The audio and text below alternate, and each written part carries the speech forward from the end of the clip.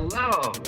And welcome to Film Bastards. Good morning, good afternoon, good evening, and welcome to episode 575, which I believe is a numeric palindrome. And welcome to Film Bastards. My name is Ian Loring, and as always, I am joined by Becky Foster, hello everyone. I'm Matt Foster, hello everybody.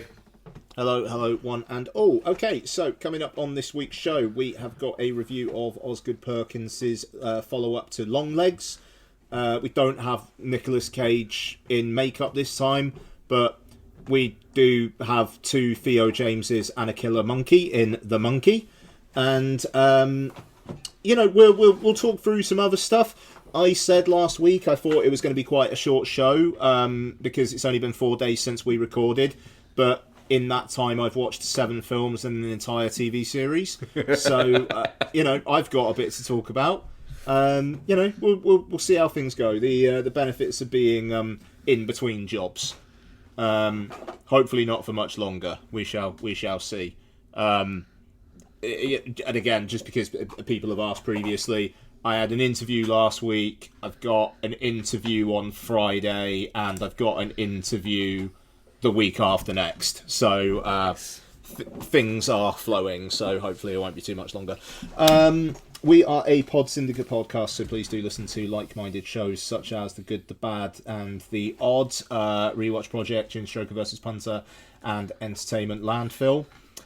And without further ado, I thought I'd touch on something quite quickly. When we finished recording last week, Bex said, "Oh yeah, we didn't talk about the BAFTAs, did we?" We did not talk about the BAFTAs, did we? My timing No, was and impeccable. And what? Sorry, bud. My timing was impeccable. Oh no, absolutely no. It was fantastic, and I just thought, given that the next show will be after the Oscars or Oscarvation, depends on work schedule, whether I've got any interviews lined up for the following day, all that kind of thing. So we don't know whether that will happen yet on the show. So this will be the last one where the Oscars literally isn't kind of happening in the moment. Yeah. And it's been pretty mad because it feels like Anora is gonna win Best Picture and maybe Best Director, maybe Best Actress, but it also feels like it's gonna be quite Share the Wealthy. Yeah, Sean Baker, it seems to be very popular in Hollywood. And the thing is, whenever you see him doing anything or being interviewed for anything or anything like that, you look at it and go, do you know what? I can see why. He seems like a nice guy. Like, Good guy. yeah, like... Good guy. Yeah, sorry, go on. And as well, he seems like a nice guy who really likes films. Whenever you see him, he's always like talking about somebody else's film. Plus, he seems really like quite happy with what's going on. Like, but a little bit like, it's weird, is this? He's saying the right things in his speeches as well. Like he won the DGA a couple of weeks back, and in that speech, he was talking about how the 90-day theatrical window needs to be like put back in. Yeah. Which obviously is going to speak to creatives and how going to the cinema like does matter and that kind of thing. So he does seem like one of the good guys.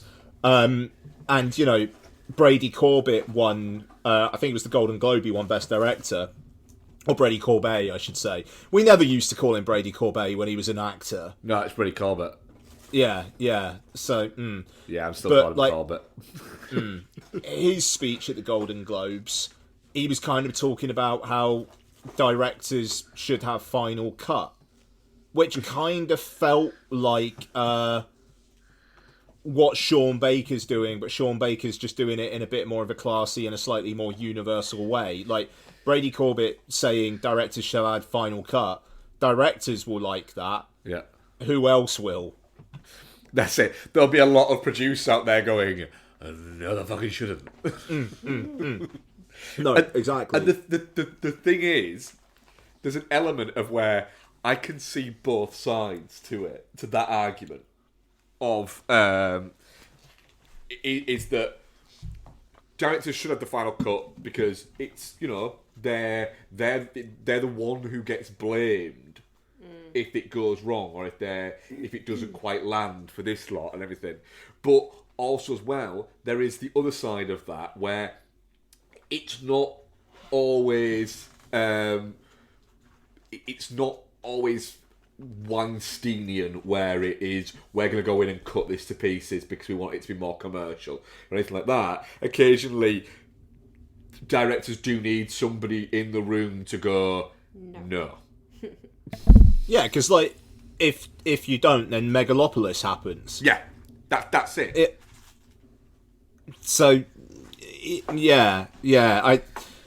I at this point, I want Sean Baker to win because I feel like Brady Corbett's probably going to get another shot at some point if he makes a film which people just like the whole thing.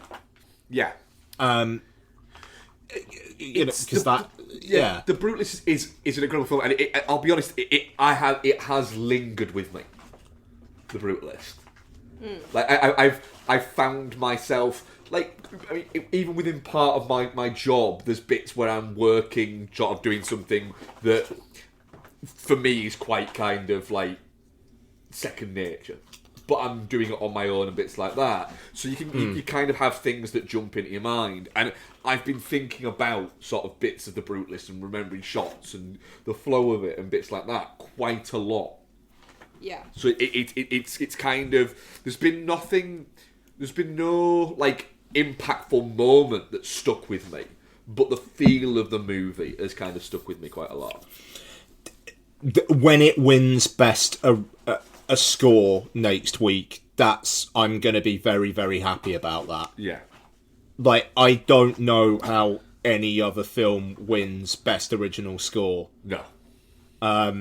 Like, da da da da. It's just like, I know it does that like multiple times, but it's great every single time it happens. Like the beginning, when he comes out of the ship and you got like the upside down Statue of Liberty, and then it does that. Oh my god! Yeah. What a way to open a film.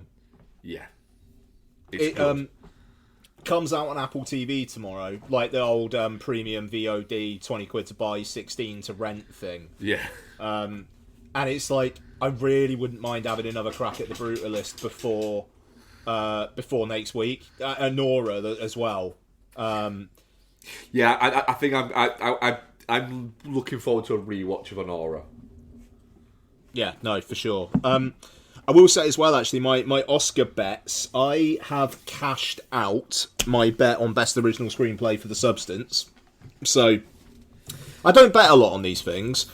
I bet £2 and I cashed it out. I cashed out a £5 and was like, all right, I'll take that. I'll take £3 for nothing.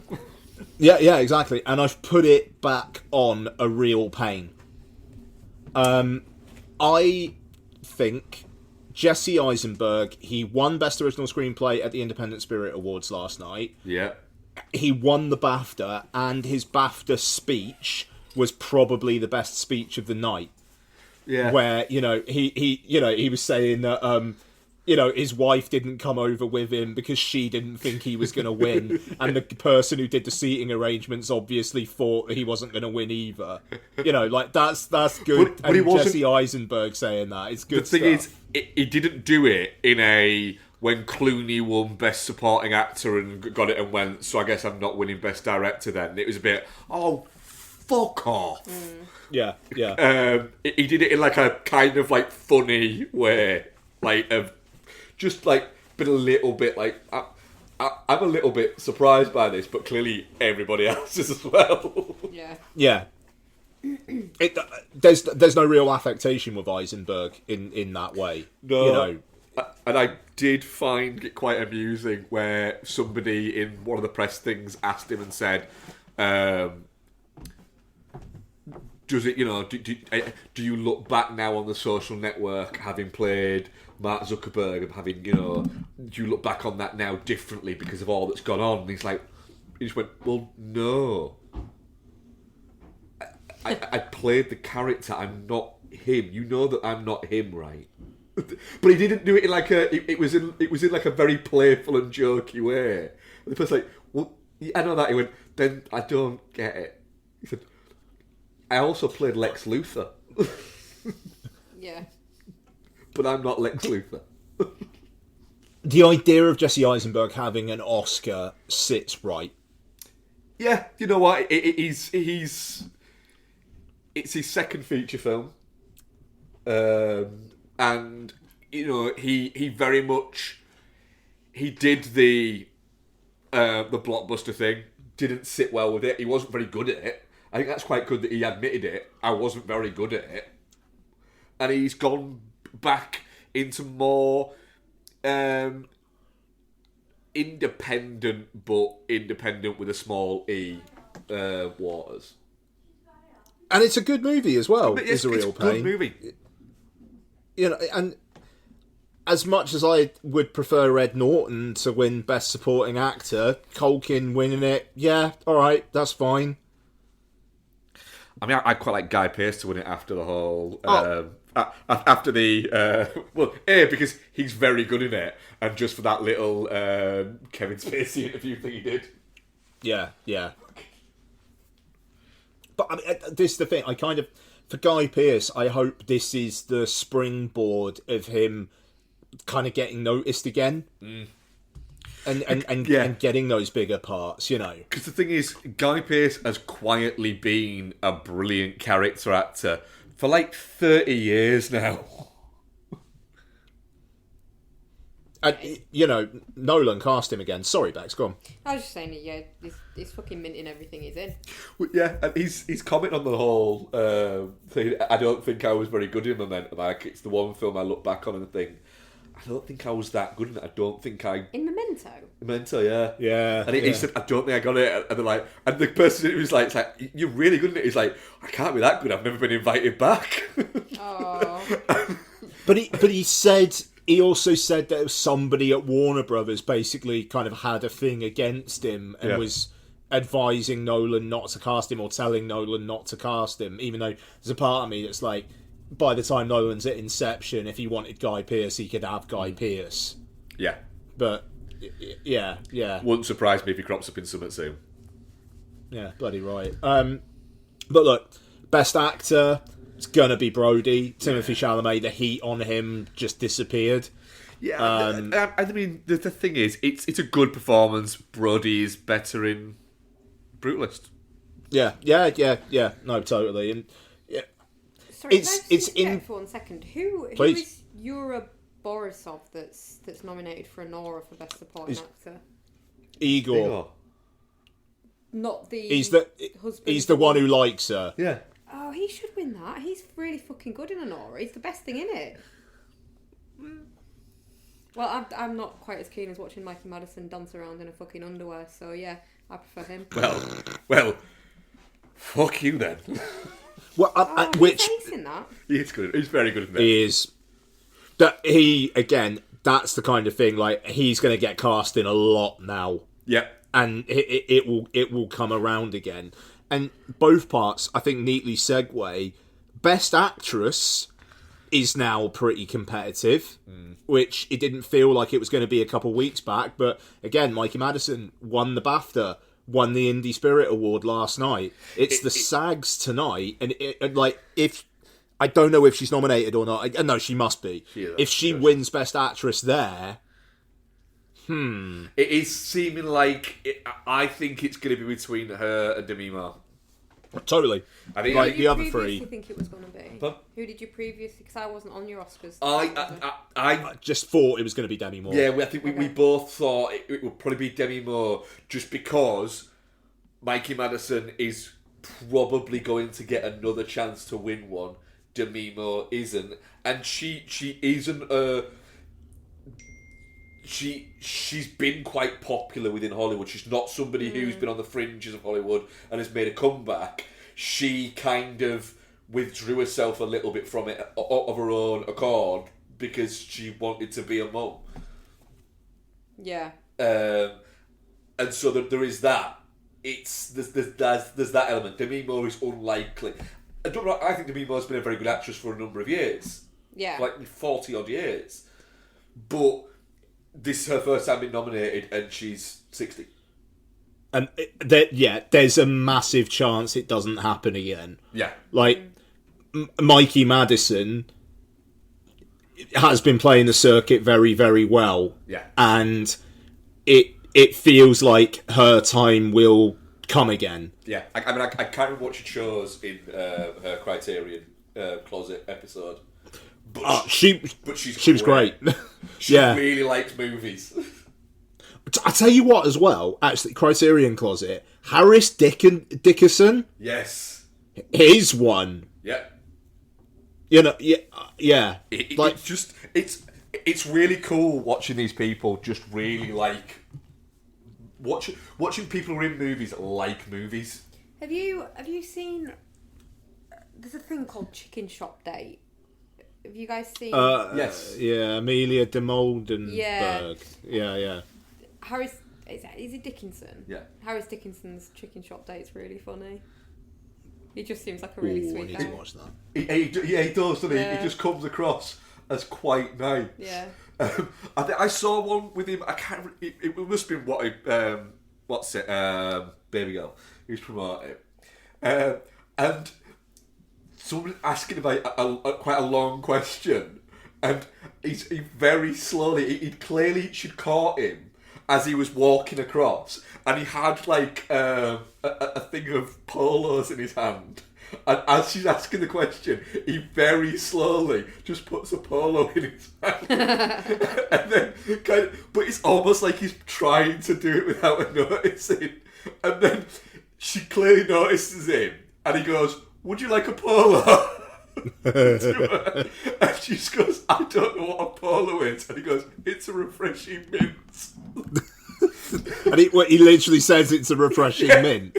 That's very good. And she says, "Thank you." And then he just goes, "Do you want one as well?" And clearly saying it to her cameraman, who just kind of goes, "Yeah, thank you." And just grabs one. That's great. And it's just like you look at him going, he just seems like a nice guy. Yeah. That's great. Okay, yeah, and Best Picture. Yeah, That is going to be interesting. I don't think it's going to be Conclave, but I had a feeling Conclave was going to win the best BAFTA. It's just the fact it won both Best Film and Best British Film at the BAFTAs, which is just like, guys, come on. Yeah, it just feels a little bit like, it's a little bit, really. And of course, we might have Bitchy Pope time in real life soon. Yeah, he's not well, is he? Not well. So either we're going to have Angels and Demons or Conclave. We're definitely going to have Conclave. Oh no, they're the same movie. It's just showing it from a different It's a POV. fair point, yeah. God, Mark. So you Charting the McGregor's same going to be the event. Poe. Yeah. So what? I mean, what are you guys thinking for Best Picture? What do you reckon's going to win? Anora. Really? The Brutalist. I'll be really fucking disappointed if Anora. I didn't mind Anora, but it's not fucking great. What would your pick be? I think it's going to be The Brutalist. That's just the. I haven't seen them all. Out of the ones I've seen,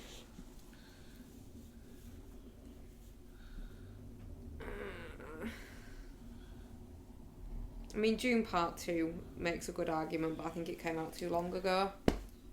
Yep. And it's not going to win it. The Substance or Brutalist. Yeah. Out of the ones I've seen. It's just the Brutalist hasn't won enough of the precursors. Like that's the thing. Like, Anora's been winning things. Oh, I get that. It's just... Sorry. I just don't think it deserves it. I disagree No. with you, but I also said that what I think will happen is Anora will have been a few people's number 1s or 2s, but I don't think he's going to be anybody's 8 or 9. Okay. That's why I was kind of saying when we did the Oscar nominations thing that I thought a complete unknown might be a bit of a, because it's going to be like everybody's 3 or 4. Yeah. But I feel like the way the wind's blowing, more than enough people are gonna number one and two Anora. Just on the Best Actress piece, I'll talk about the film later, but if more people, I think if I'm Still Here has, once it got that Best Actress nomination and Best Picture nomination, if more people have seen that now, that actually could be a spoiler in Best Actress. Yeah. Fernanda Torres is, I'll talk about the film later, she's very good. Just back to Best Picture for a second. Looking at the list, yes. Genuinely, I won't be angry whichever one wins it, as long as it's not Wicked. That's the thing. It's not going to be Wicked. Yeah, any of the other ones, I can kind of go, do you know what? Yeah, fine. Horses for courses. Yeah, and it won't be Wicked. It won't be I'm Still Here, Wicked, Nickel Boys, Dune Part 2. But then I think there's at least a small chance for anything else. Yeah, I'm going to have to do an Oscars mop-up before it rolls round. For Sunday. With the exception of that fucking Trump one, I'm happy to watch any of them. I'll even watch Amelia Perez, but I'm not watching The Apprentice. I kind of need you guys to watch Amelia Perez, especially if we do Oscar-bation. You have to. Just so you can go. I am not the only, because actually no, you're not. It's very mixed. People. Oh no, yeah. People don't like it. People, yeah, that's it. People don't seem to like it. And I remain firm. I'm Still Here is going to win Best Foreign Language or Best International Feature. It's going to. Yeah, because it seems to have. I mean, it seems to have gathered pace because everybody who's seen it has said the same thing. It's really fucking good. Yeah. Which one? Sorry. I'm Still Here. Yeah, no, that it does sound good as well. Yeah. But yeah, Apprentice can get in the bin. I'm conscientiously objecting. It's a good movie, and I don't disagree. Yeah, I'm at the point where I'm like, I want to watch it, I just don't think I can quite yet. I need to convince myself that he is a fictional character for the next 4 years to be able to just ignore them. So. I think given half an hour, I could convince him he's an actual fictional character. Him. It's just, do you know what? It's the fact that Sebastian Stan, who is inarguably a hot guy, is playing Donald Trump makes me really angry. I think there's an element of Sebastian Stan of the Channing Tatums about him. He can both exist as being a very hot guy and he's not that hot guy at the same time. I 100% disagree with you. Okay. Channing Tatum cannot exist as a hot guy because he's not. Now that he's lost a lot of the bulk, he looks better, but he still looks like Channing fucking Tatum. And Sebastian Stan, he just can't not look hot. Disagree. Yeah, don't watch The Apprentice then. Yeah. I will say as well, if Jeremy Strong had one more scene in the second half of The Apprentice, I think there'd be more conversations about him as Best Supporting Actor. He just disappears from the film. Yeah. But that first half, man, he's fucking Satan. It's incredible. Right. Okay. So, I don't think there's been any trailers. No, I had a look, there hasn't. No. Fair enough. Cool. All right. Let's talk about The Monkey, directed by Osgood Perkins and starring Theo Janes, Tatiana Maslany, Christian Convery, Elijah Woods, and a bunch of others. Adam Scott turns up in the first scene. Yeah. With a tash and a pilot's uniform. So, when twin brothers Bill and Hal find their father's old monkey toy in the attic, a series of gruesome deaths start. The siblings decide to throw the toy away and move on with their lives, growing apart over the years. Yeah, okay. It's kind of weird that you end with that, but sure. Bex, our Stephen King correspondent, lead off on The Monkey, please. How was it? Do you know what? It's so long since I've read The Monkey that I can't really speak to it from a Stephen King place. From a movie place, I was really hyped for this because I remember liking the short story. I just can't remember too much about it. Then obviously I realised it was Osgood Perkins and Longlegs is not good. And then so I tempered my expectations a bit, and then I don't know, watching it, I really struggled with it at first, and then I went, oh, it's going for like an Eerie, Indiana round the twist kind of vibe.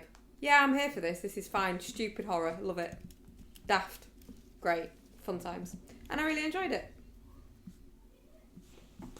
Nice. Get into it further, but Mark, how about for yourself? I wanted kind of silly out of this because I didn't like the first trailer.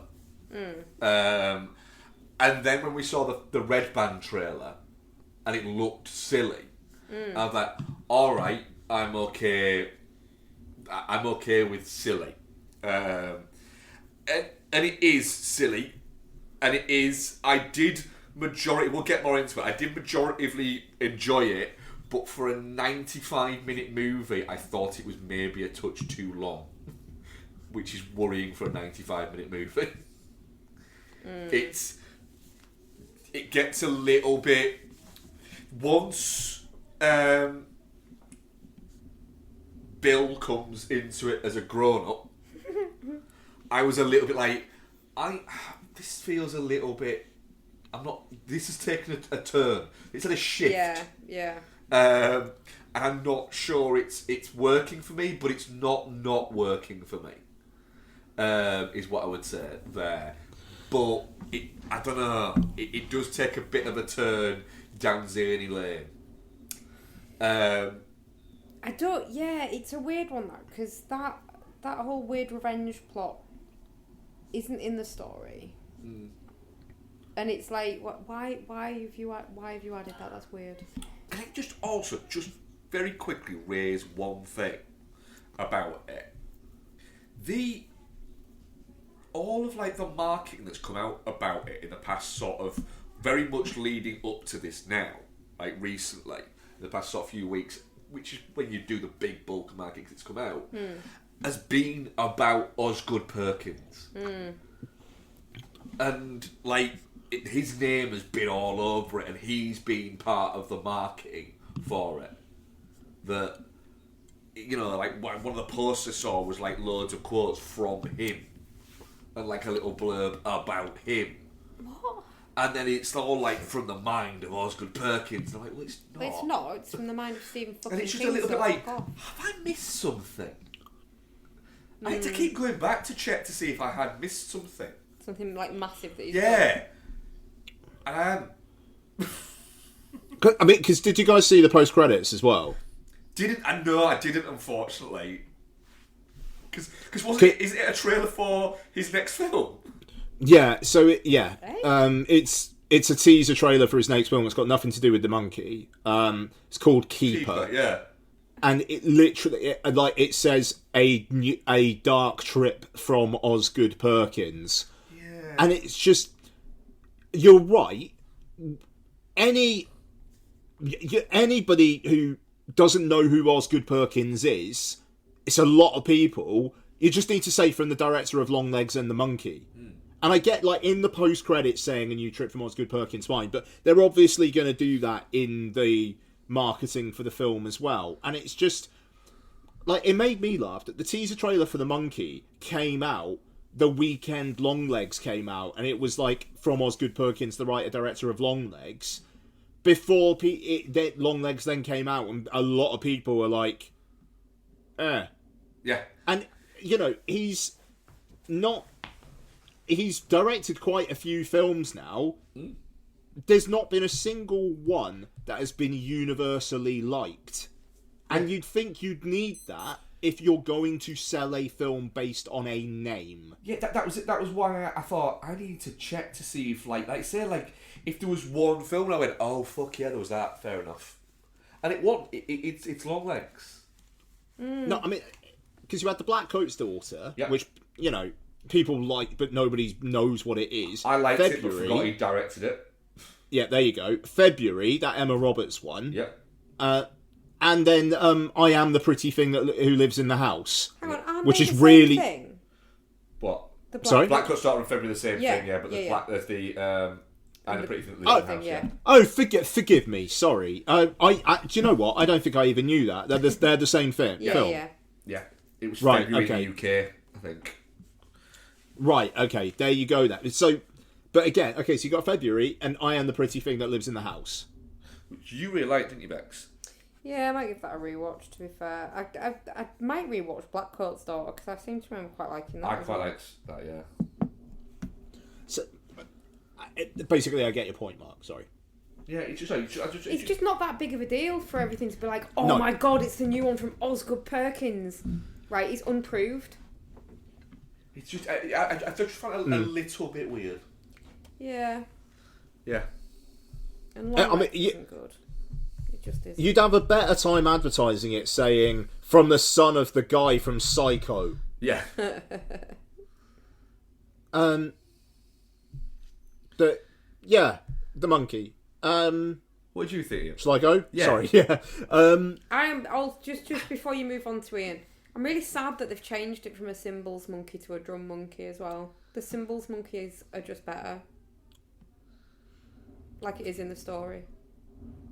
Cymbal monkeys, they are better. I'm not going to disagree with that. But when he was fucking drumming away towards the end, where he was basically heralding the apocalypse, that was pretty good. And you can't do that with cymbals. When he spins when he fucking does his spinny trick, it's pretty badass. That is pretty sick, yeah. He's got some sick fucking moves. I want one of those cymbals monkeys, though.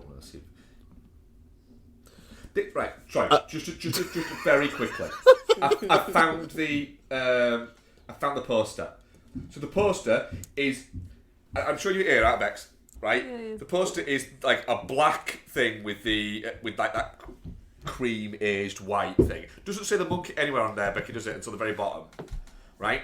But it has all over the poster in big bold. It says it's a movie about twin brothers who discover a toy monkey that likes killing their family.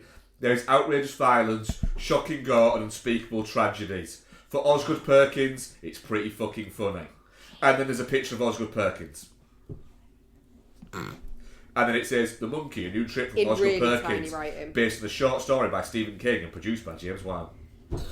There's something about like when Alfred Hitchcock used to star in his own trailers thing about it. Yeah. Yes. About this marketing, which, I kind of respect that. I never thought about that, but it could be that.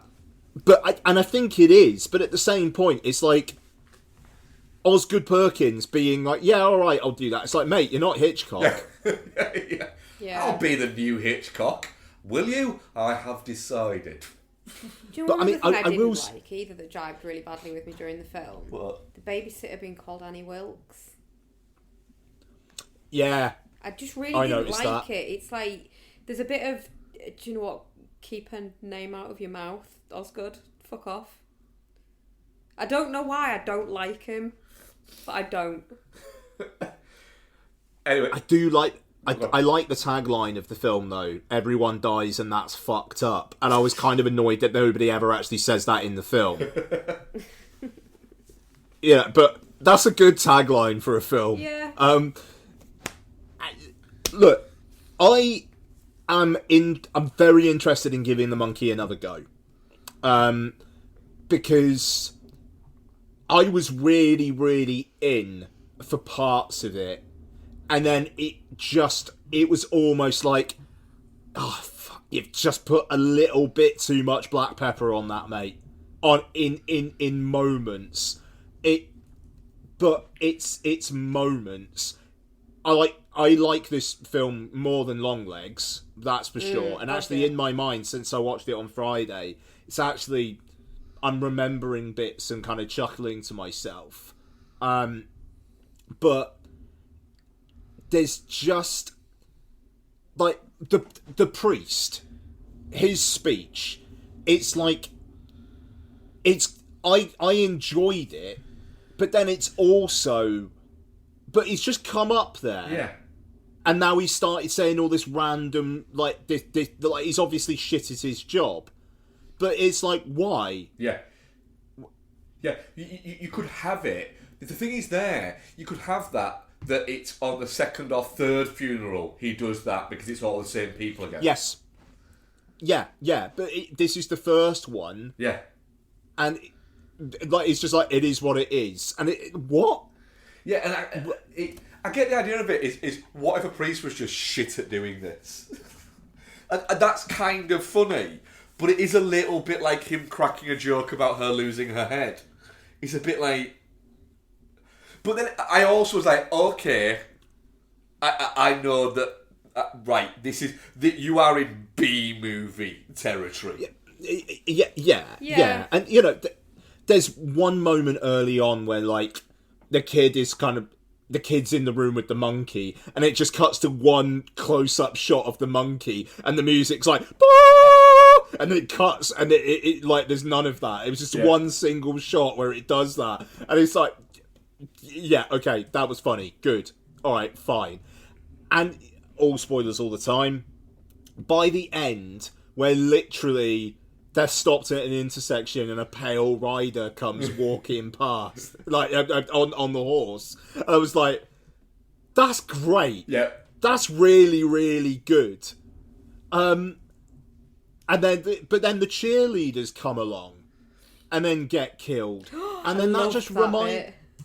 No, but again, I like that bit as well. But then it reminded me of the earlier bit where the cheerleaders are just outside that house when they're taking the bodies out. Yeah, it's like, why were they there? Yeah, and but this is what I mean about it, like giving like Area Indiana vibes. There's just bits in that you watch and you're just like, what the fuck? That makes no sense. Like, there's the whole first episode of Area Indiana is about a mother who, like, stores her children in Tupperware. Yeah. None of it makes any fucking sense. And I think if you view the monkey through that lens, with that frame of mind, you're gonna have just a really fucking good time with it. Because there's so many bits that are just, like, fucking stupid. Yeah. But it was like 70% of the time I was there. But then it just, every now and then, it just went a little bit too much.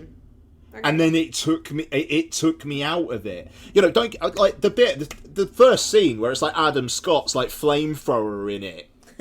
It was like, that was great. I was just like, this is going to be a banger. Yeah. You know, and yeah, but like, again, you know, Tatiana Maslany playing the mum, it was like some of the things that she said was just like, what? Yeah, when she's in the car, what are we doing? Chatting to him when they've gone to get a burger. Yes, that scene. Yeah. I was a bit like, this just seems a little bit. Where's this come from? But you know, at the same time, the Final Destination-esque kills I enjoyed. But and I enjoyed how ridiculous they got. Like, by the end, where you just got all those bees going into that guy's mouth. Yeah. It's like, that's great. But at the same time, that guy, what was that about? Yeah. He was obsessed with the monkey because it reminded him of his dad. Yeah. What's happening? It was a bit weird. He felt like he was from a different movie. Yeah. But at the same time, I enjoyed a lot of the vibe of it, and I enjoyed the kills, and you know, just like that whole kind of like montage where the bad twin, is trying to get the monkey back, and it was just like, you know, I'd see it everywhere I went, and it's in the strip club, and then it's like fist there, woman's bent down, and the monkey face is. It's like, that's great. That's a brilliant shot. Yeah, it's really funny. So I mean, I'm disappointed because, like, if it just chilled out a bit, yeah, and you know, you are zany enough, you are crazy enough, this is a good time enough. You don't need to add the extra that just makes me feel a little bit like I've eaten too much. Yeah. But at the same time, Bex loved it, so you know, it obviously will work for other people. I just read apparently they changed it from the cymbal banging monkey to it's to do with Toy Story. a drumming monkey because basically when they were doing it, they were kind of told by Disney, we own the rights to the cymbal banging monkey. The thing is, those cymbal banging monkeys have been around for so fucking long. Why did Disney get to own it? It's fucking stupid. That's a good point. Yeah. No one wants Just to go. because it's in fucking Toy Story. No one wants to go up against Disney in It's just litigation. ridiculous, though, isn't it? Yeah. But I still like the fact that he spun the fucking drumstick around in his hand. Yeah. That was badass.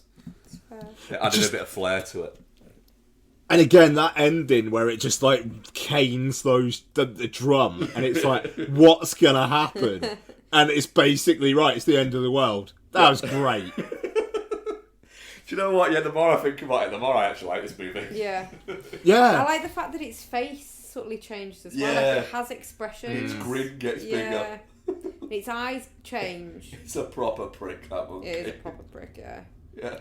I just that whole kind of like that bit of monologue that Theo James has about like, you know, it just picks. It doesn't owe you anything. And it's like, yeah, that monkey doesn't owe us anything.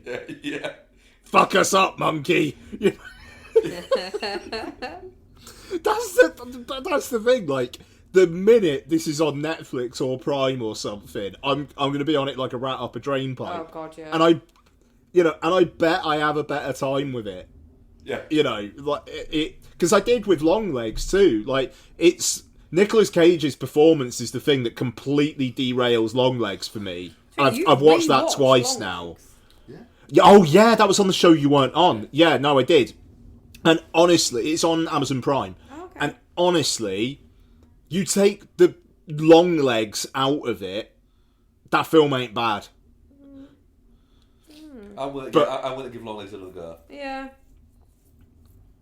But that yeah, that's the thing. But the monkey, like, yeah, and Keeper, it looks like it's going back into just straight up horror. And sure, why not? Maybe Osgood Perkins is going to be our next Hitchcock. Yeah. Just don't assume you are in the marketing for this film, Yeah. mate. That's all. Yeah, don't think that you can make yourself the star of...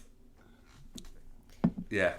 Thing is, I think the reason I don't like him is because of the arrogance of that, but I can't help Yeah. but respect his manifesting. Yeah. The fact that he's just going, if I build it, they will come. Yeah.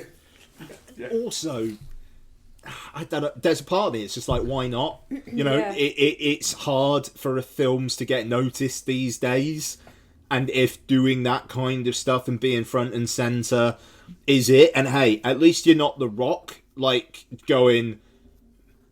Ever since I was a kid, I Always wanted to have a wanted. No, exactly. You know, it's not that at least. Oh, is Tatiana Maslany in The Keeper as well? Yes. Oh, fair. I do like Tatiana Maslany. Repeat blank check guest. There's your blank check mention for the week. Did a very good episode with them on Decision to Leave. Yeah. But yeah, look, definitely not shit for the monkey. Definitely I like shit, it the more I talk about it. Yeah, I too will be when it eventually lands on one of the streaming services. I'll happily give it a rewatch. Yeah, I think like sitting at home and watching this like takeout and some fucking sweets or something like that is the ideal. Like I know we very much differ in this. The cinema experience doesn't hold as much magic for me as it does for you. I prefer to watch stuff at home, especially horror. And yeah, I would be very keen to do that. Just a real, maybe a double bill with Longlegs. Maybe I'll give that another go as well. But yeah, Nice. the fact that I am already thinking about when I can rewatch this movie is definitely a sign that it was a Becky good one. Yeah. Good. How was the poll, Mark? It was on that. Let me just go back because I accidentally came off it. It was 50% definitely not shit and 50% touching cloth. Okay. But yeah, definitely Right. not shit. It's a good time, the monkey. It's a good time. Cool. Okay. And we are back. Mark, Bex, what have you guys been up to? You've not watched anything. Why haven't you watched anything, Becky? Well, because... So, I have watched all of season 2 of Yellow Jackets, but also Mark downloaded a game called Stranded Deep, which Mark is scared of everything in, so Becky just keeps having to go to new islands by herself, create a Becky Island, which has got water, fire, a shelter, a bird snare and a fish trap, so that Mark can then go on the island and not get scared by giant crabs. I am not going on a giant crab island. I refuse. They're terrifying. They're all giant crab islands. No. So what is this? It's called Stranded Deep. You get shipwrecked. Stranded Deep, right? So basically, Right. at the start of it, our hero, Yeah. Alonso Noboto, Yes. Because he's alone and he has no boat. Alonso No Birth Boto. Yeah. I mean, that's what Mark's called him. I don't think that's his name in the Oh. game. I thought that was his name in the No, game. no. Right, because that's very good, though. Alonso Noboto. Right, he crashes in a plane crash, and he basically ends up on a desert island, and then there's a few others in there. There's There's a network of islands. a few small islands and like shipwrecks and bits like that. And so it's like it's a survival-ish game, isn't it? You've got to like make like different tools and like hunt your own food and make like a water still and bits like that. You gave your man diarrhea by eating too many coconuts. I gave my man. I died. And then you die. You can die, but You'll come back to your you'll come back to your last save point. I did kill him by giving him too much diarrhea because all I was eating was coconuts. Also, Mark kept putting the meat that he'd harvested from the crabs that he kept killing on the fire, taking it off before it was cooked, eating it, and then making him vomit. Yeah, did do He that. didn't realise he was supposed Before to. I realised that it literally it dings when it's cooked. There was a learning curve There was a of learning this game. Then I went to an island. Went to another island. Bear in mind, I've been at 2 islands, and it was going okay, wasn't it? It was going okay. But number 2 island, are you referring to Becky Island? The island that is now known as Becky Island. Yeah, yes. okay. So Mark went to the second island, then decided he needed to go to bed because he was at work the next day. So I built loads of shit and created Becky Island. So that's why we I built the survived. water still and the shelter. You just built the bird snare and all those other bits. I stopped us starving. Yes, well Yeah. done. And then we had another go at it, and we went to another island, and then a giant crab scared me, and I haven't played it since. Basically, yeah. Luckily, we hadn't saved on the scary new island yet because you can only save once you've built a shelter. So whenever we died, it took us back to Becky Island where we were safe and fed and watered. But you insist we have to go to other islands, but also you're scared of other islands. So now it's my game. That crab scares the living shit out of me. Wait till you see the giant boar. What? What? I've seen a little one. There's a bigger one. Yeah, the giant boars are proper pricks. Those little ones are fucking pricks. They just leave you alone. They don't. One attacked me. I don't think it did.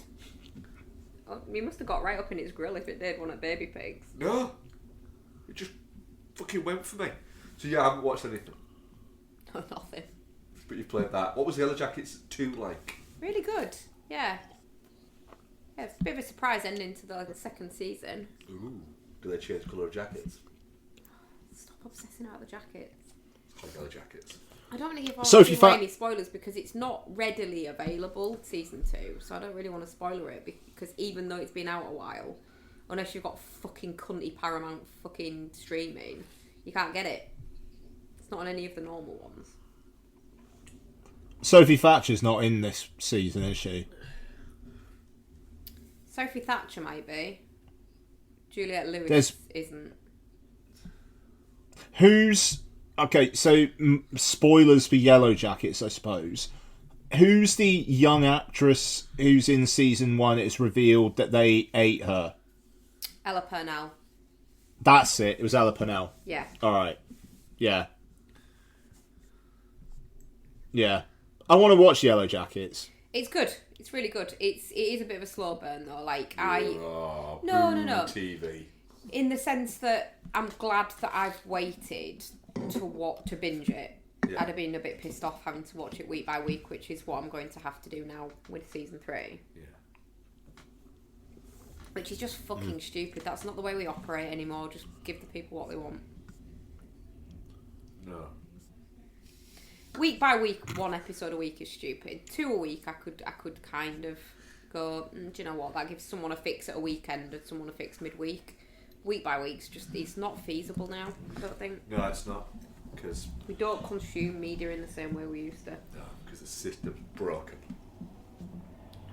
Yeah. Nice. Mark? I have watched some things. So I watched a 1985. I mean, it says on Wikipedia that it's a horror thriller, right? Film from Sean S. Cunningham of Friday the 13th fame, called The New Kids. And I'd not seen this before. And it's quite kind of like thrillery and like teen thriller sort of drama-y. Until you get to like the end sort of 10-15 minutes, and then it goes, oh, alright then. But not like in a insane way, but like from where it is to where it goes, it's this took a turn. Yeah. And so let's go through it. You've got these 2 kids, Abby and Lauren, and they are. It's written as Lauren, but everyone calls them Lorne. Yeah. They are army brats, and at the start of the film, at the start of the film, their dad is now a like big sort of hotshot colonel in the army, and he's played by Tom Atkins, handsome, rugged, versatile character actor. Who, the first thing he does in the movie is he's getting the kids up to kind of like to go out and take them on like their morning training, but it's not like in a negative, I'm a fucking authoritarian army dad and you must do all this training. It's like a fun thing they do. Yeah. But he bursts into Lauren's room and goes, "Come on, get up, it's time to get up, you can't be that tired." And he's like, "I'm tired." He's like, "What? You spent too much time wanking last night?" He doesn't say wanking, but he says pulling your pecker or something like that. Right. Right? It's like, alright, fucking hell.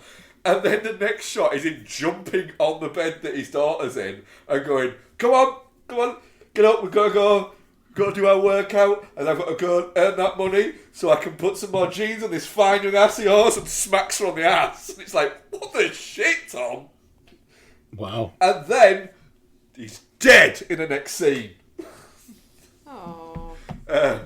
So they have to go and live with their uncle, who they don't really know, played by the wonderful Eddie Jones, in Florida. But not like Florida, like Hicktown, Florida. Okay. Where they are, guess what? They're the new kids.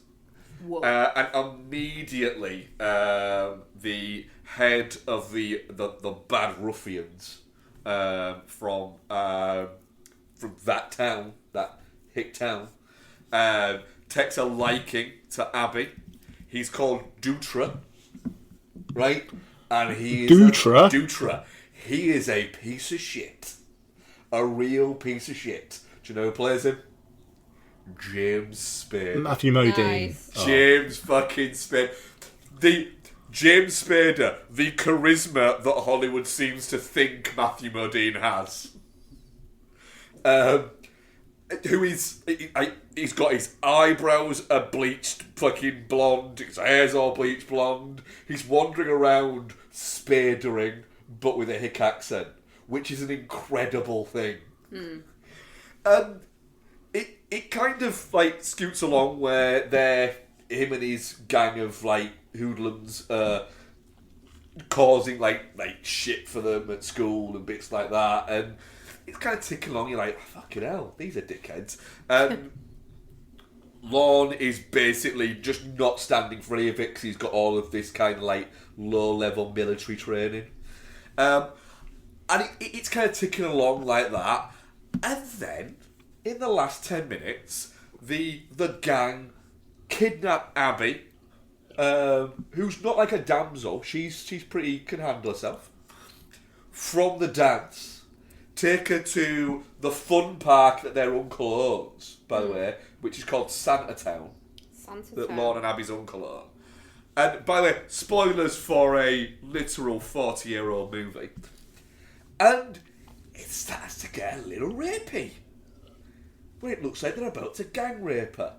Oh, lovely. And then people start getting shot. And then Lorne throws one of them off the top of a Ferris wheel. And then he cuts one of their heads off in a, which I don't think would happen, in a roller coaster. And it all gets a little bit, well, that escalated. Yeah. I mean, it's spadering, and everyone's quite good in it. It's fairly throwaway, but I actually had a decent enough time with this. Good. Yeah, it's all right. Like it's batshit how crazy it gets, but it's all right. I enjoyed it. Fair dues. I also watched Salvador, the Oliver Stone movie. So you mentioned this on our chat the other day. Yeah. And I thought you just dropped in Salvador as a random...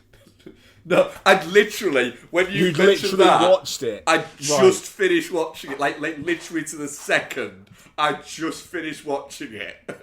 And so when you said that, when you put that in the group chat, I thought, the only thing I can say is this, because I am in exactly the same place with a different movie. Okay. So I watched Salvador. Now, I've seen Salvador, but I saw Salvador like on VHS. That was a VHS recorded off TV, like fucking 30 years ago. Probably about 30 years ago. So I'd never watched it as a grown-up, and I think that, watching it as around about 11, 12 years old and watching it at 42 years old is different because, I understand geopolitics a little bit better now than I did when I was 12. Only a little bit, but better. Again, I'm going to go full spoilery for another, near 40-year-old movie. But Salvador is the movie... This and Platoon came out in the same year, which is wild. And this is... It basically, you have a card that comes up at the start saying... this movie is based on events that happened between 1980 and 1981. The names of these people are fictional. Which is basically... They wrote that in so that nobody could sue them, and they just changed the name of all the people, with the exception of the two guys played by James Woods and Jim Belushi, who are Richard Boyle, who was a photojournalist that James Woods is playing. However, it's a dramatised version of him, and Jim Belushi plays Dr. Rock, who is again a very stylised version of this guy, and it's basically about how they end up... James Woods' character, Richard Boyle, ends up fleeing the US on really low level like driving charges, like driving without a license, driving without insurance, and having 42 unpaid parking tickets. And so he flees back down to South America, where he has more of a reputation and will find it easier to get work because of his work already down there and connections he has there. And Jim Belushi's character just happens to be in the car with him at the time. And that's kind of how he ends up on it. And then, yeah, they end up in the in El Salvador when a coup is happening. That you've got a coup that is happening that is being funded by the CIA, but the congressman for El Salvador doesn't know that that's happening, and you've got the rebels are fighting that, all to do with an actual assassination of a very prominent archbishop around that area. And the thing is, it ticks along for the first, I would say, hour, as this is it's a bit to the, you know, there's a very good shot where James Woods and John Savage, who are both photojournalists, go to a mass grave that's been found, and you've got a bit of a shot of them sort of taking photos, and then Stone does this thing where he's quite focused in on them there, and it's all quite narrow focus on them, and then John Savage says, "Oh, you might want to go over there because there's more bodies over there." And so from where they are, Stone literally, and which is Robert Richardson, who is frankly incredible, we all know, just literally from the same place, just turns the camera, and you go, "Oh, fucking hell." Because it's a hill, and it's just bodies everywhere. And in one perspective, it goes from being here, where it's just two guys just chatting and doing their job, but not like, they're not numb to this. They are chatting about, this is fucking horrible. And then it pans and you go, "Oh, holy fucking shit, I wasn't expecting that." But you kind of should be expecting it. And it gets into the politics of it all. And there's again, spoiler alert for a fucking 40-year-old movie, but there's a bit where James Woods, who, you know, yes, incredibly problematic man now, you know, should maybe have given up the cocaine 20 years ago. I think you could probably say the same for Oliver Stone. He's basically sat with the guy from the CIA and the US general that's there, who are basically trying to justify, because James Woods' character is going, "I know what you're fucking doing down here, I've worked it all out, I've been doing this too long, I know what you're doing here, you're doing this and you're doing this," and basically lays out everything that's happening, and they're like, "Yeah," to him, "but this is the reason," and start putting on the politics, and he's like, "Fucking hell." So basically anybody who doesn't agree with you is a communist, and that justifies it. I was like, "Well, yeah," and I said, "But except they're fucking not, you idiot. You can't just say that somebody who doesn't agree with you is a communist, therefore you are just..." And Woods gets this fucking a great script that is clearly written by Oliver Stone, that is Stone getting a lot of shit off his chest about it, and you look at going, you're meaning this is... What is it? Because he's going through saying, "No, it's because of thinking like this is the reason why we lost Vietnam." It's like, no, the reason why we lost fucking Vietnam is because of people like you idiot. Because everybody who doesn't agree with you is a fucking communist. And it's a really good scene. It just lays bare the hypocrisy of it all. And you're watching it through the eyes of this guy who actually is kind of a piece of shit. Yeah. But then the second hour is just fucking just staring into the pit of the misery that is humanity. Because you've got Cynthia Gibb plays like the only like decent person in it. and she's a missionary. She's a nun who's a missionary, but it's not painting her. She's like, she knows who James Wood's character is, but he's still friends with him. She knows that he's not a good dude, but she also knows that he's not that bad. He's just a bit of a prick. Yeah. And I mean, there's no nice way of saying it, but she at one point is picking up some other missionary nuns and is driving back to the missionary they've got, and they're hijacked, and there is a mass rape and murder of them. And that's the bit that tips Wood's character over from being kind of like, it becomes real to him because it's the person that he knows and he likes and it's a friend. And he stops thinking about himself and he's basically saying to the US congressman, you need to fucking do these things because this is happening to these people and these people don't deserve it. I deserve all the shit that's coming my way, but these fucking people don't, and you need to fucking do something about it because this is what's happening and you can't see it.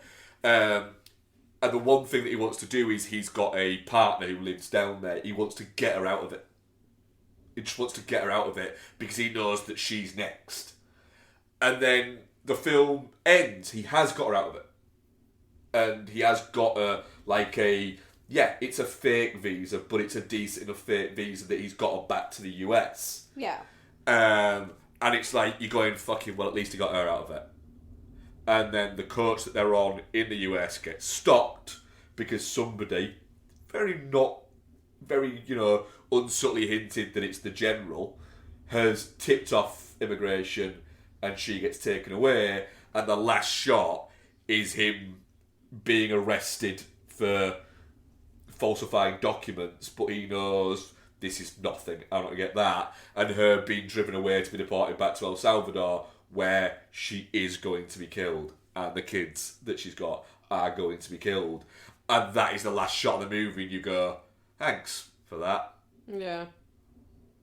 That was an incredibly good movie. They're his kids. One of them, it seems like, might be. Right. And it's like, that's an incredibly good, well-made, affecting movie that is just, my God, humanity is a piece of fucking shit, and I have just spent the past hour staring into the pit of the human soul. And it made me just go, fucking hell. Why does this sort of stuff happen?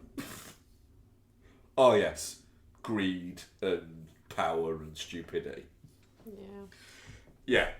Salvador, magnificent film, not quite up there with Stone's best, but it is still an incredibly good film. Better than his worst.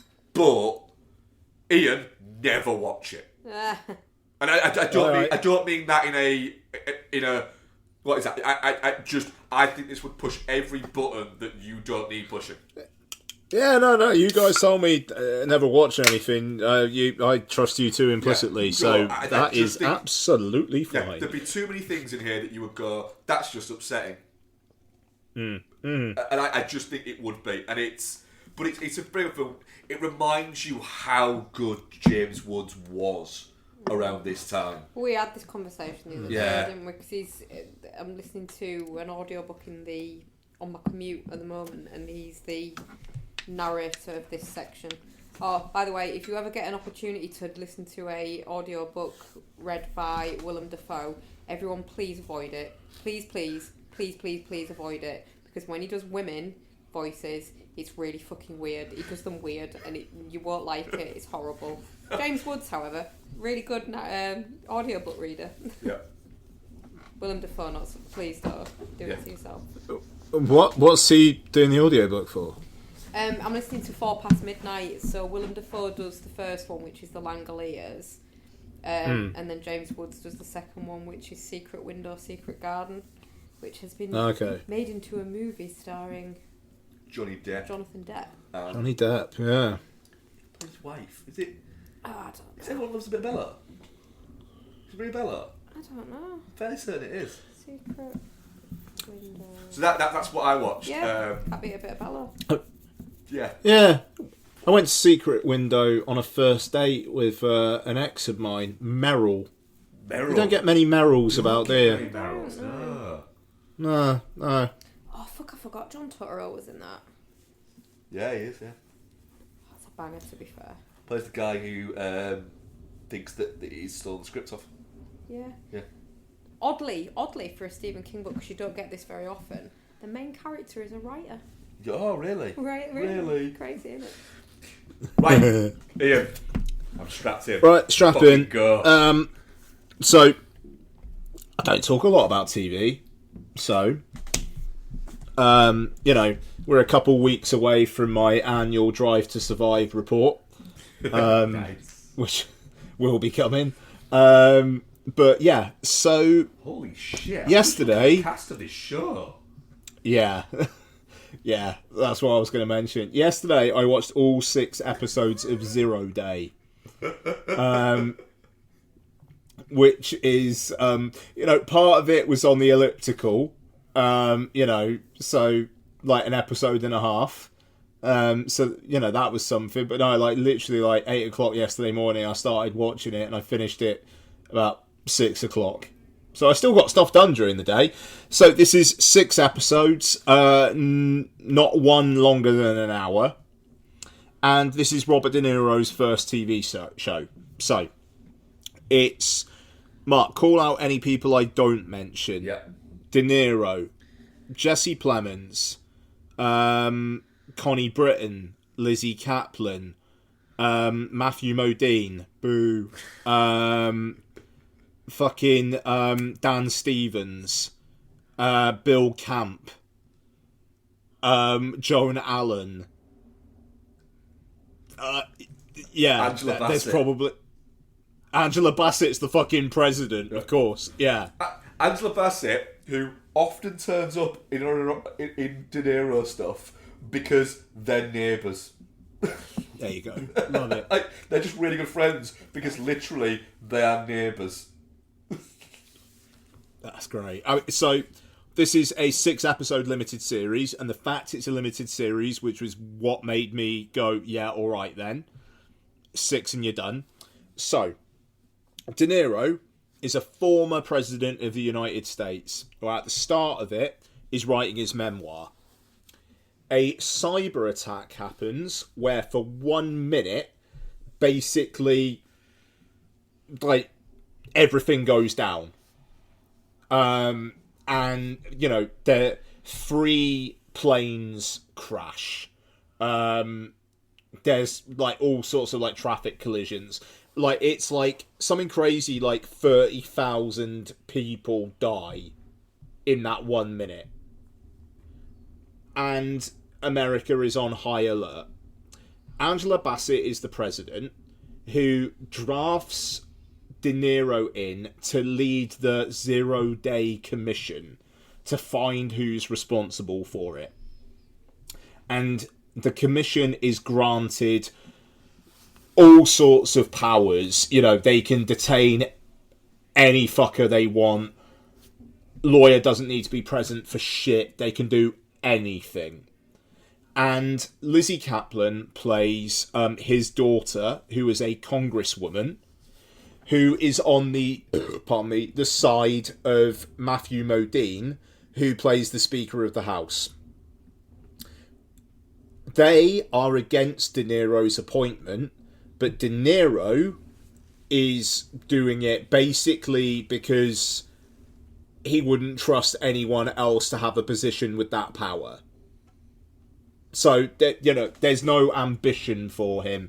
It's literally that, and he's a trusted public figure. And then it's who's responsible, but also De Niro's character appears to be having some mental problems which seem like they might be dementia, but he's not telling anyone. Jesse Plemons plays his aide, essentially, and it goes on from there. So, this is a perfect example of why I don't watch a lot of TV. I watch TV shows with Donna, and I watch documentaries like Formula 1 Drive to Survive, but I don't watch a lot of TV by myself otherwise. this is an example of it because it's really, really gripping and really what's going to happen next. And then the resolution is, oh, all right then. Like, it's fine. And it's hard. It's very, very hard to talk about it without spoilers.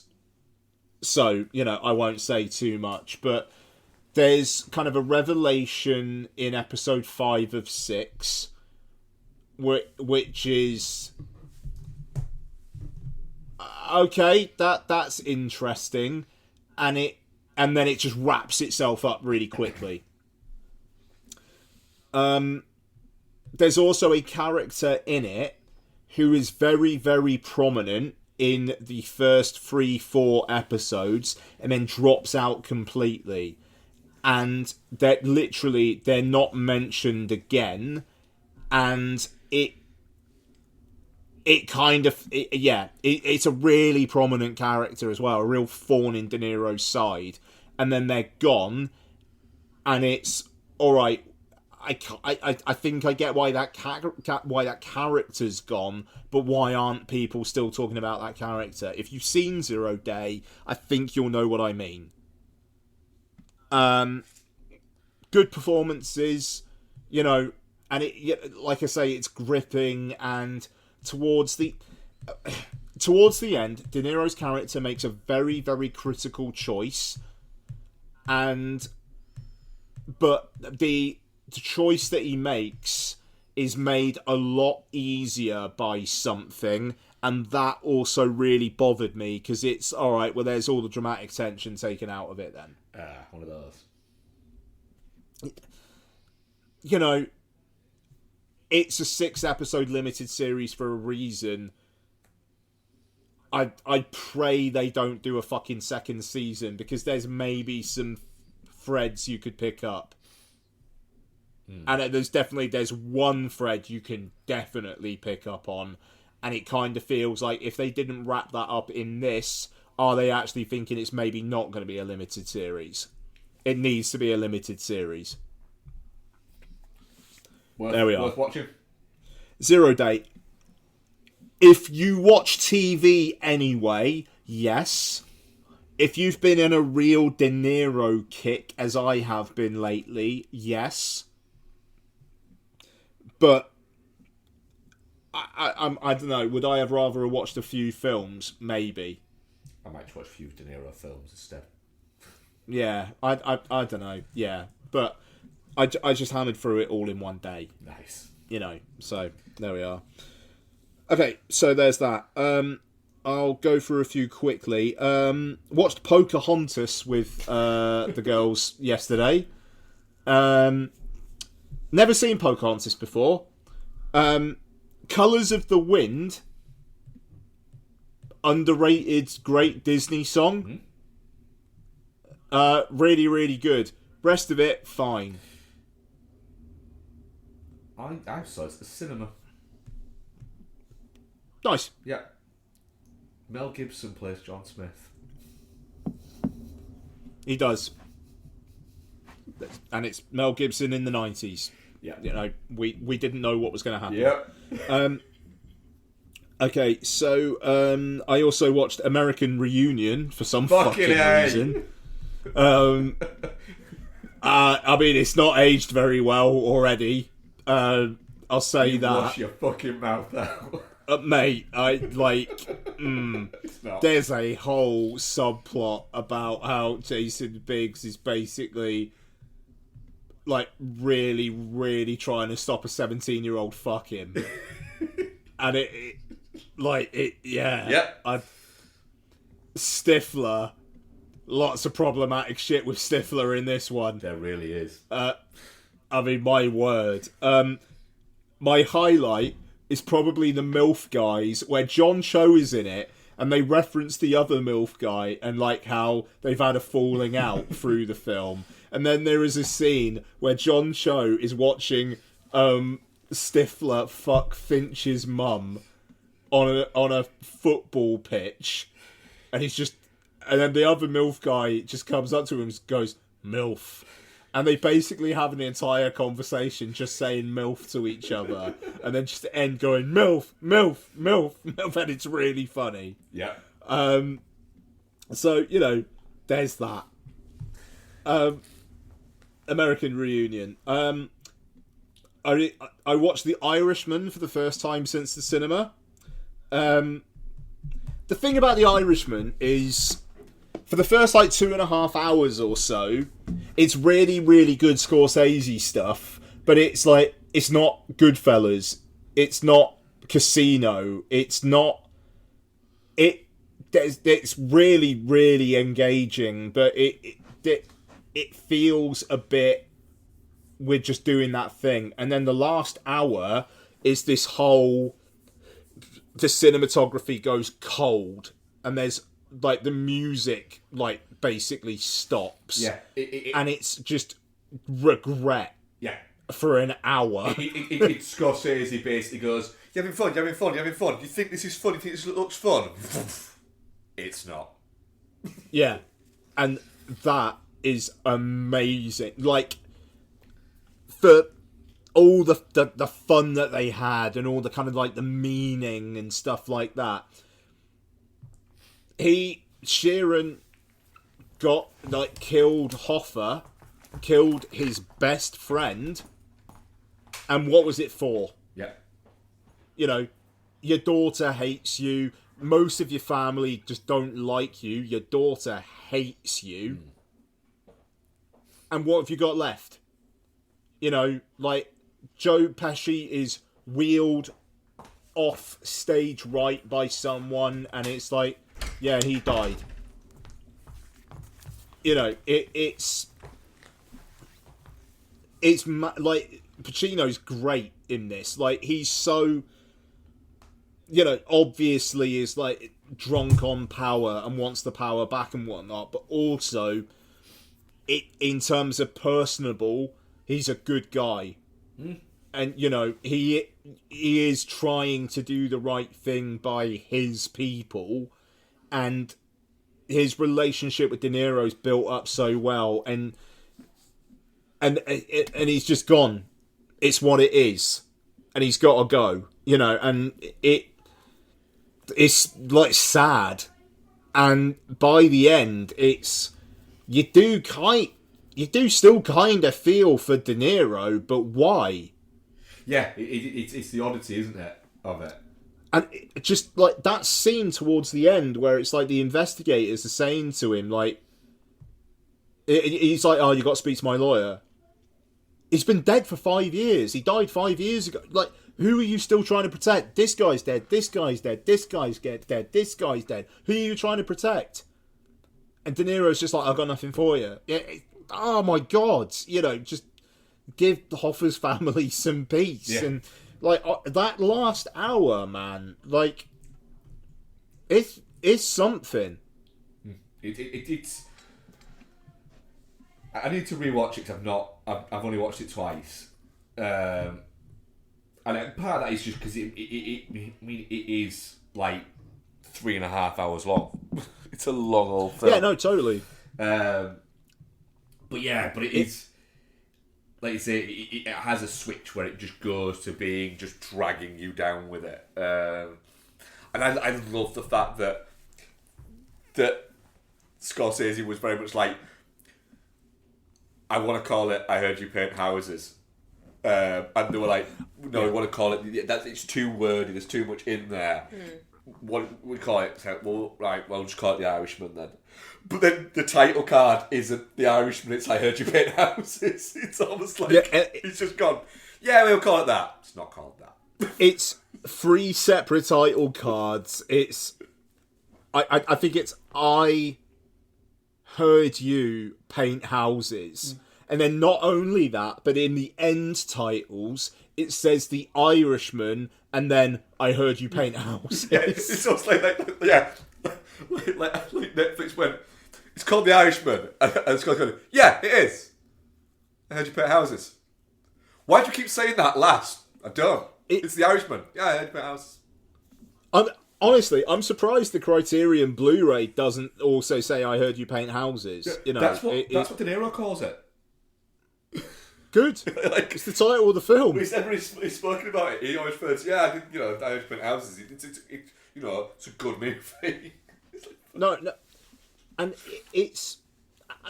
I'm really, really, really, really glad Scorsese's continuing on to Killers of the Flower Moon, which I will watch again in the next couple of weeks.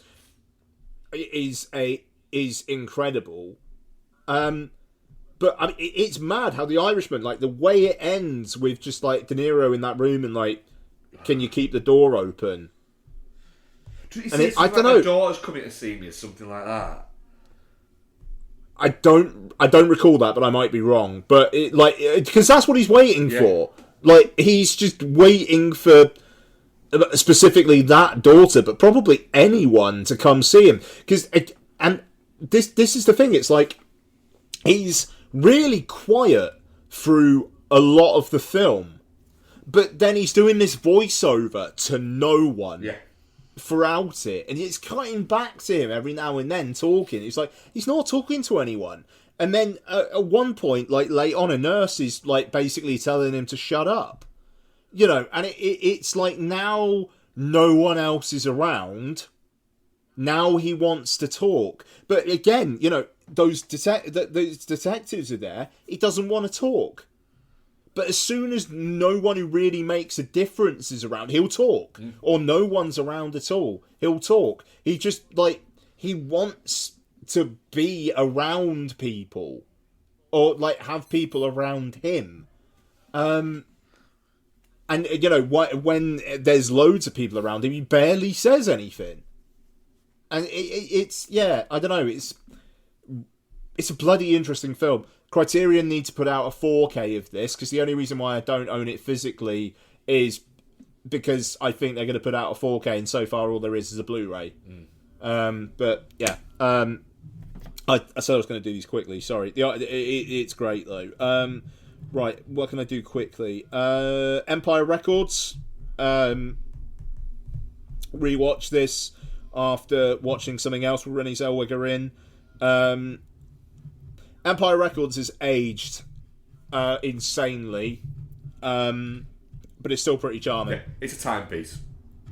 Yeah. What I would say there. I would say that Empire Records is one of those where, I mean, in saying that, I'm about to say it's one of those, if you showed it to somebody now, they would be like, "What the fuck is this?" But then again, it's one of Isabel's favourite movies. So maybe I'm wrong. It's good. I think Rory maybe Cochrane as we get older, we pearl clutch a little bit about what young people are going to think about. I think that's true. Yeah. Yeah, I mean, some of the I don't know. The music's not aged very well, but you got Rex Manning.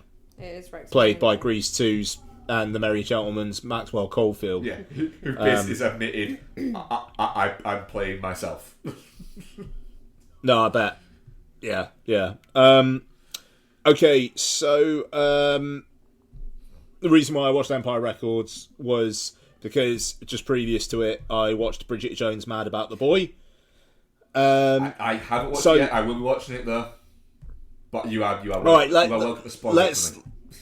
No. Let's talk about it when you talk about it, because I've still got a couple of things to talk about. I will watch it this week. We'll talk about it next week.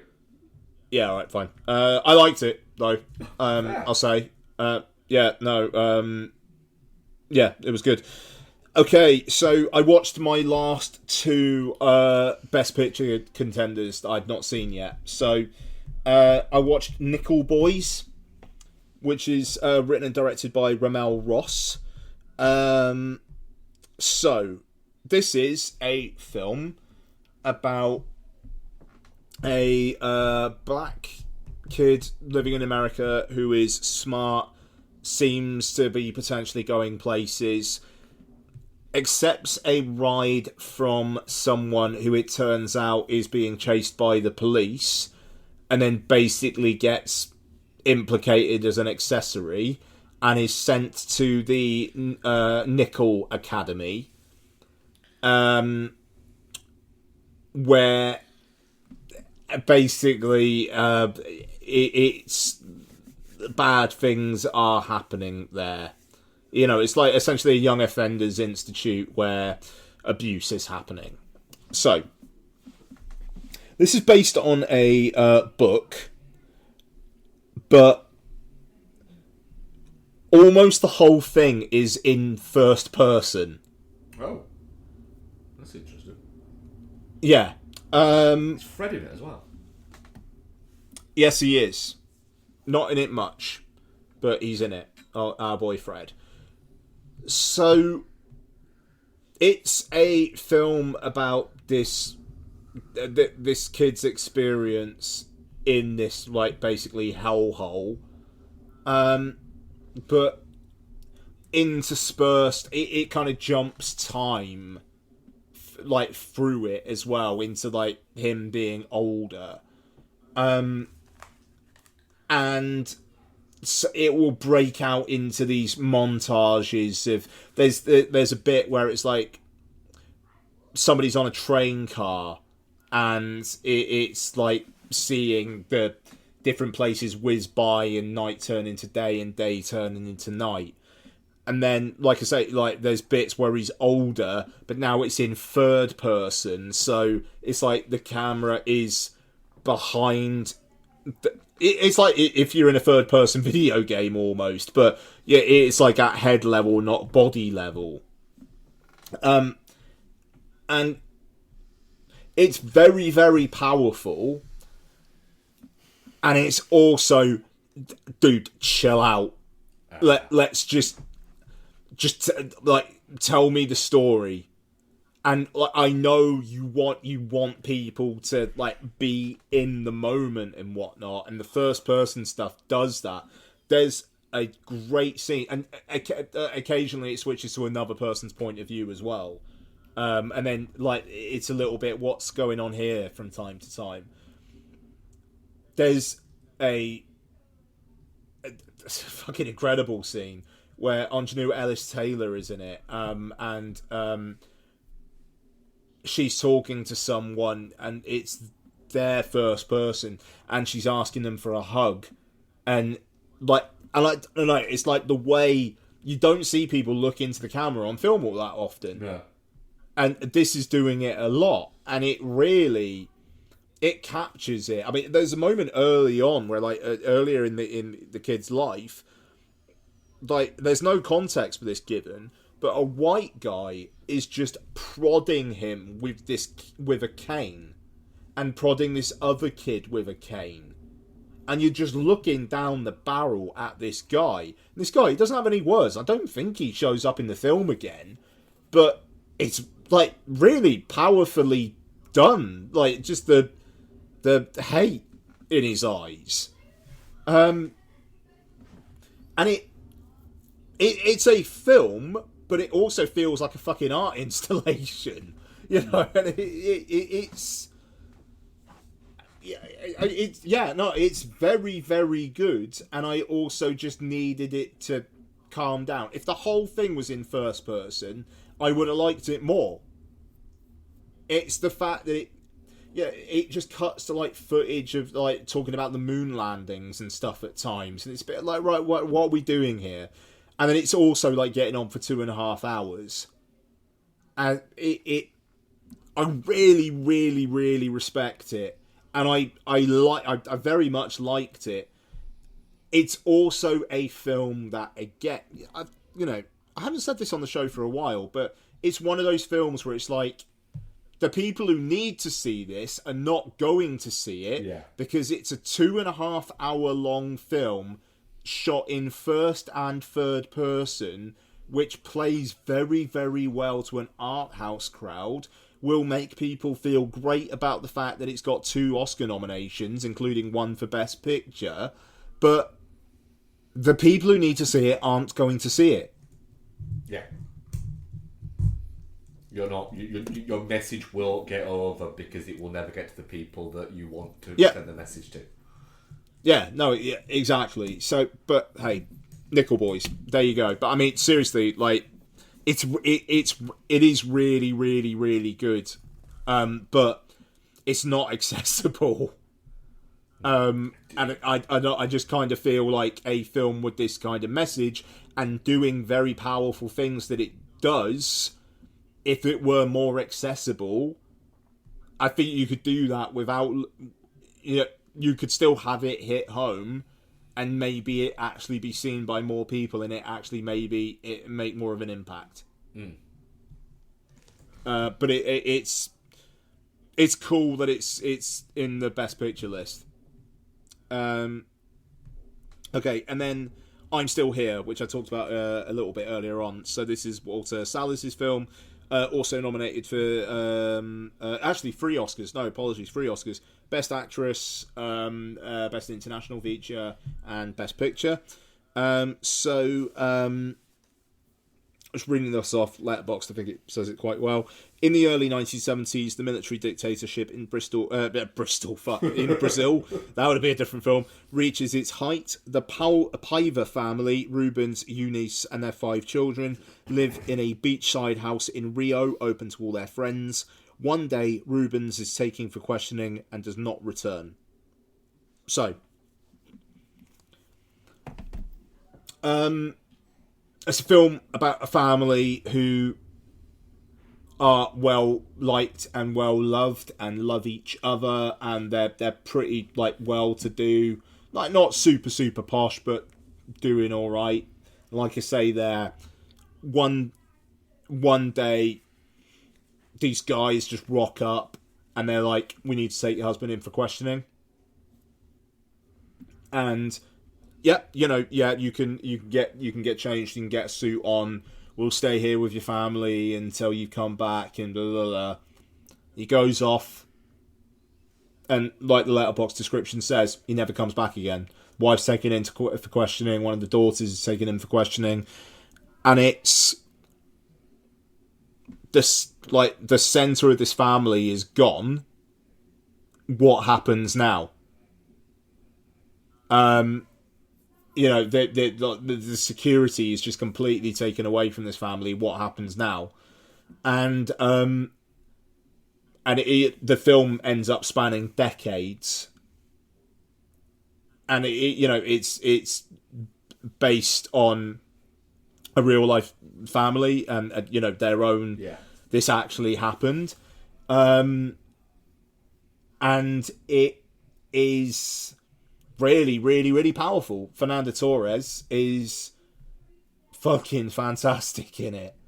The way that she has to deal with the blows of this, and then what is she going to do for her family going forward, and then how is she going to find some sort of peace with this and justice. It's really, really powerful stuff. Again, it kind of feels like this is what happened in the 70s. It kind of feels like the way society is going in the moment. It could, happen again, frankly. And it's powerful stuff. It's not going to get watched by anyone who needs to probably watch it. But as a reminder that these things happen, like Nickel Boys as well, in fairness, it's great that it exists. And but the thing about this is, I don't necessarily think that Nickel Boys is kind of like look at me with the directorial kind of stuff, but this is a bit more straight down the line. We're going to focus on this family. We've got this story that we're going to tell, and we're just going to tell it. And it really made an impression. And it's kind of split into 3 parts, and the second 2 parts are way shorter than the first part, but the kind of like the impact on the family, but also how they survive, is really, really well played out in those second 2 parts, and it's hopeful as well. And Torres is very, very, very good in this. And it just lulls you into a false sense of security as well, because the first, I don't know, 45, 50 minutes, nothing bad is happening, and you're waiting for something. And they really build up how nice a life they have. And they care about the right things. And there's obviously the husband is kind of up to something in support of the rebels in the area. But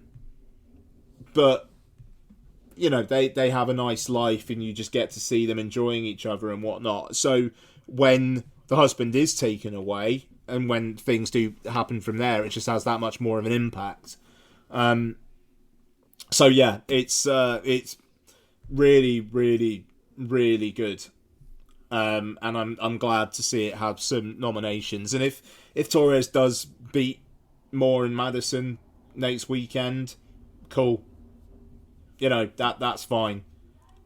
I don't think she will at this point, but fair play if she does. But yeah, I'm still here. It's very, very, very good. It is odd that, in Best Picture, you've got films like I'm Still Here and Nickel Boys, and then you've got Wicked Part 1. It's just... Yeah. It's really weird. Yeah. It self-funds as well, don't they, Watercellars, don't they? Yeah, because it didn't have distribution when it was playing festivals last year, and then Sony picked it up. Yeah, well, he's incredibly wealthy, isn't he? Yeah, well, he's been around for decades. No, he's like heir to like one of the biggest Brazilian banking services that's there. He's like a multi-billionaire.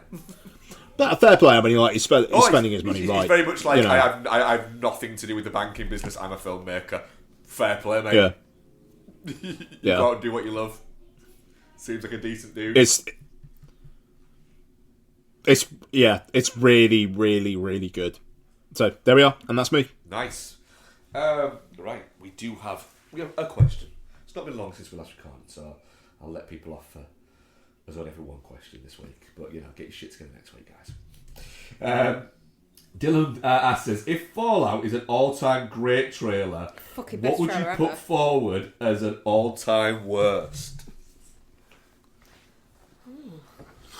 I don't think about that all too often, do you? Right.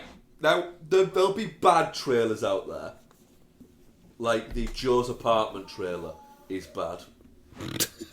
What? Joe's Apartment. I don't even know what that is. Joe's Apartment, it's where Joe has an apartment and he has cockroaches that live in the apartment, but they talk to him.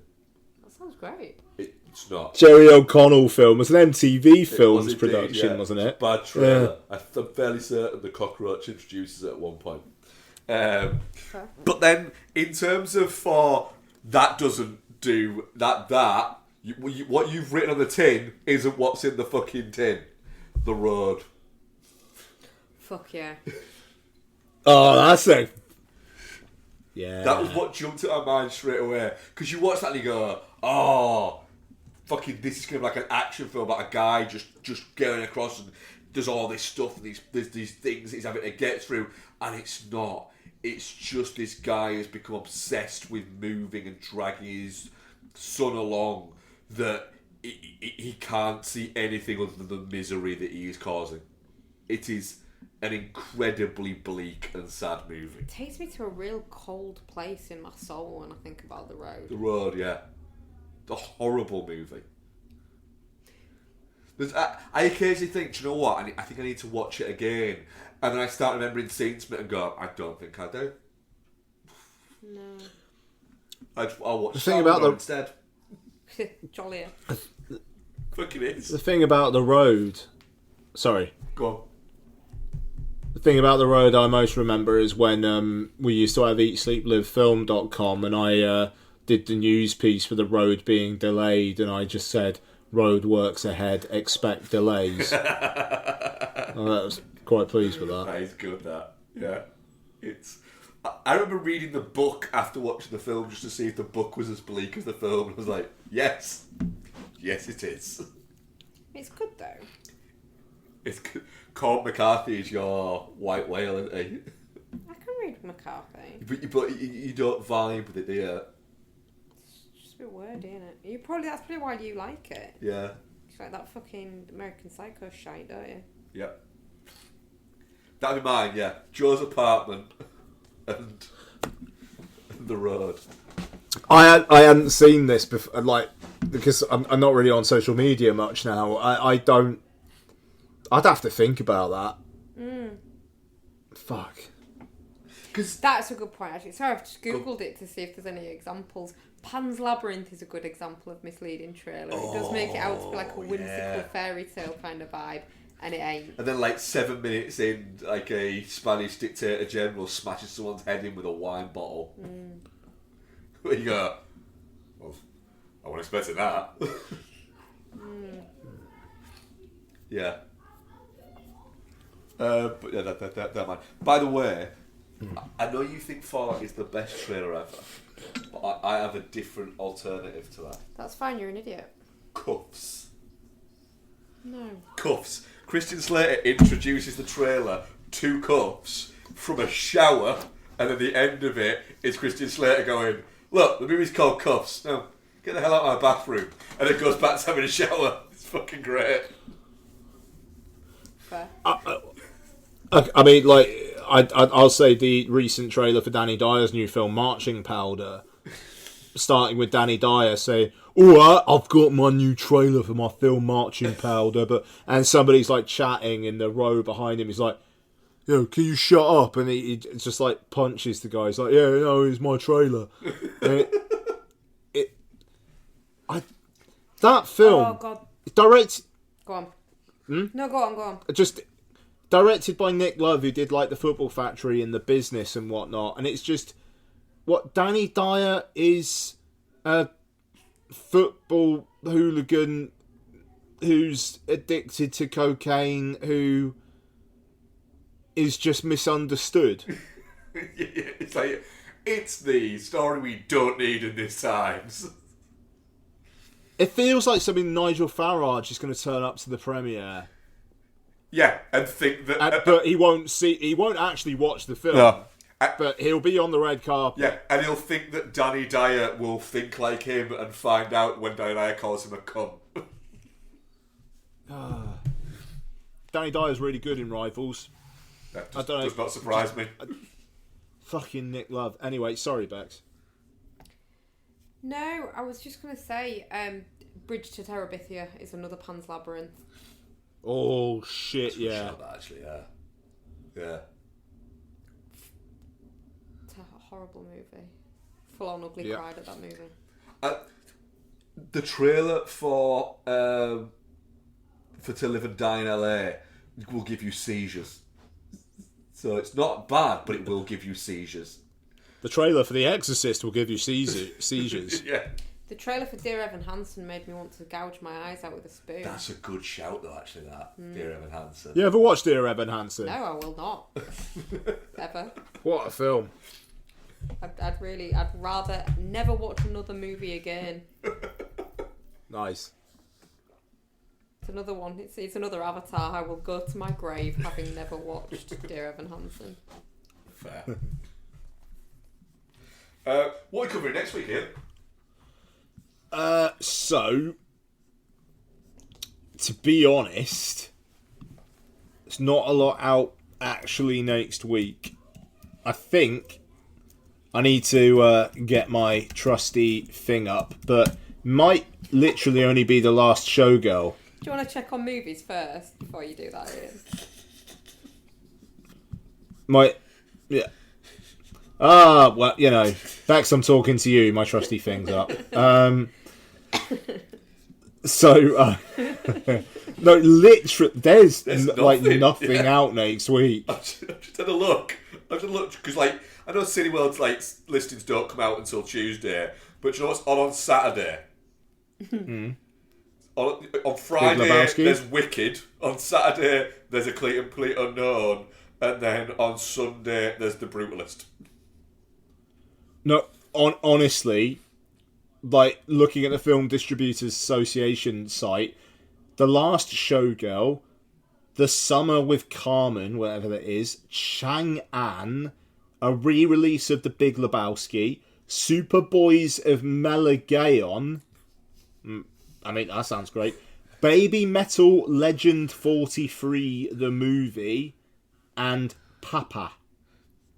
So, Last Showgirl and... But, I mean, the thing is, if we do... Fucking hell, sorry. And then the week after, Marching Powder is out, and the distributor is True Brit Entertainment. Oh, God. Oh, my God. Fuck's sake. Right, so basically, next week is Oscar-bation, or we'll see you in 2 weeks for Mickey 17. Yeah. It might be that. I think, honestly, it might be that. Yeah. Yeah.